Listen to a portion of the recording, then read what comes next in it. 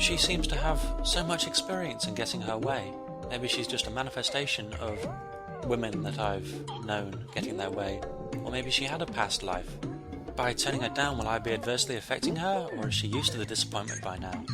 In any case, staying here would mean replacing Whaler, and I have more self-preservation skills than that.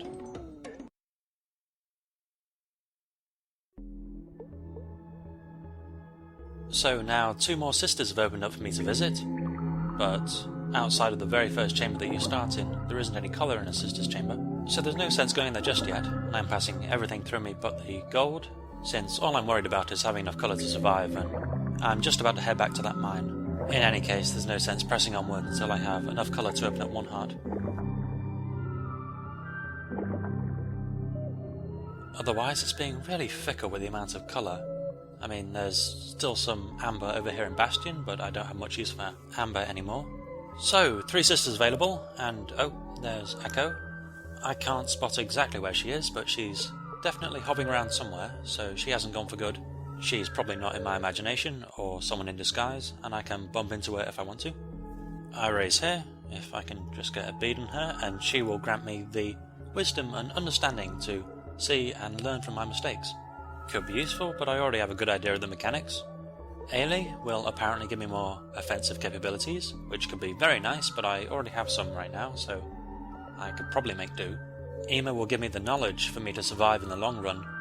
I said that I was going to focus on knowledge first, but to be honest, knowledge is no good unless you can vanquish your foes.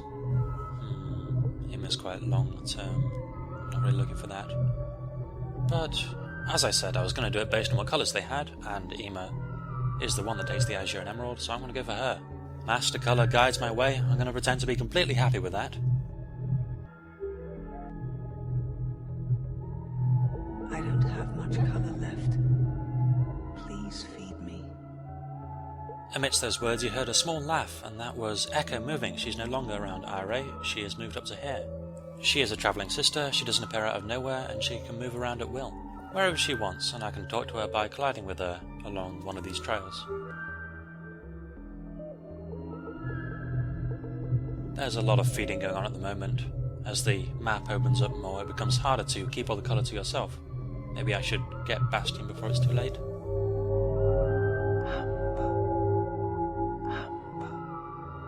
Colour hasn't come today. What will happen to us tomorrow? That's the first time I've ever heard that message. It must be because I did so badly with the pangolin. And colour did come into the void, so she's obviously concerned about her realm in particular. I didn't realise it would cause something as significant as that. Oh, there isn't any colour. This is dire. I hope I haven't screwed everything up. I'll keep going for now. Hopefully I won't have to redo all this, and I'm still entirely focused on this mine. Let's get this out of the way as quick as I can. She's wondering what will happen to us tomorrow. Does that mean the next cycle? Either way, she's really desperately fearing for the future. It is horribly unpredictable, but I would be slightly more concerned if she did know what was going to happen. If I was just one of a long line of souls doing what I've been doing, and each time meeting in failure. But then again, if I think of this as a game, then it's always the protagonist that somehow succeeds where they really, really shouldn't, as everyone else dies around them because they're far weaker, for no particular reason, other than gameplay. But anyway, immersion. That's pretty good. Not as much as I get in some other mines, but still a very nice amount. But I suppose if you wanted everything to go your way, then you'd keep reloading autosaves until you got the colours that you wanted and in the chambers further down into the void.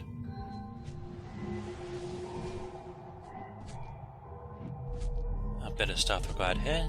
I've got quite a long range.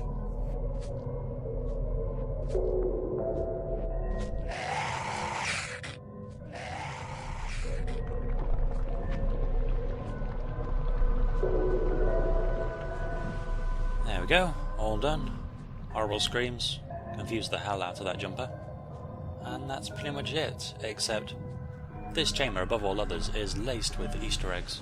There's one I haven't shown off, and that's, if you wait around for quite a long length of time, a siren starts up. You can imagine it yourself, I don't really need to wait around. It's a typical air raid early warning system. I've messed around quite a bit in that mine, and it's still a bit shocking, even if you know it exists but your concentration is elsewhere. As a reference, I suppose it could have something to do with Silent Hill. That's a bit arbitrary. I get the idea that some of the developers played the games. It follows the same sort of psychological horror rather than gore. Made much more effective in this one, purely by the fact that the brothers can talk to you. Gives them so much more depth than in those games. Not that Silent Hill games didn't have a lot of depth. Anyway, that's quite out there, both in this game and in my mind. I'm going to pass everything I can through me, whilst keeping enough Violet to give me all the inspiration I need. Hooray for that.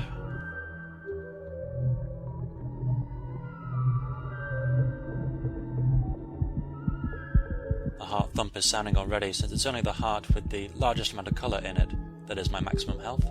Caterpillar seems to have left some colour in here from what I can see from the little spurts of colour, so hopefully he either got full or bored, or it's a mine with some clinging to the walls that I can get to. And now, despite having 67 droplets in me in total, I've got under 15 to go before I am dead. Okay, it's time for Amos Tower. Now, I'm silent for the first minute or so whenever I enter a new chamber, but even if I wasn't going to do that, I would still do it for this one, since it's one of my favourites. Oozing with atmosphere from the location and the music.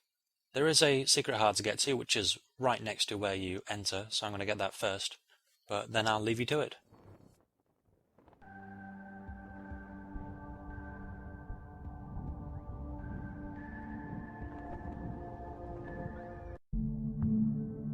Repulse. This glyph creates a small beacon by reviving dead roots. The beacon forces dense, solid objects to move away from itself, and the more color you charge the beacon with, the heavier the object it can repulse, and the longer the effect. The design is a mirror image of the magnet glyph. They're just complete opposites. Let's get on with it.